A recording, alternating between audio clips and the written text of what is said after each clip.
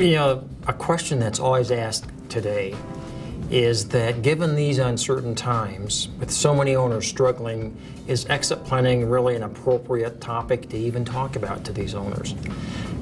My answer would be, I guess there's a couple ways to answer that. The first is, a lot of owners aren't struggling. A lot of owners are really doing pretty well in this economy, as flat as it is. For most of us, for a lot of owners, they're doing just fine. And the second answer is, even when owners aren't doing well, it's really the time to start exit planning.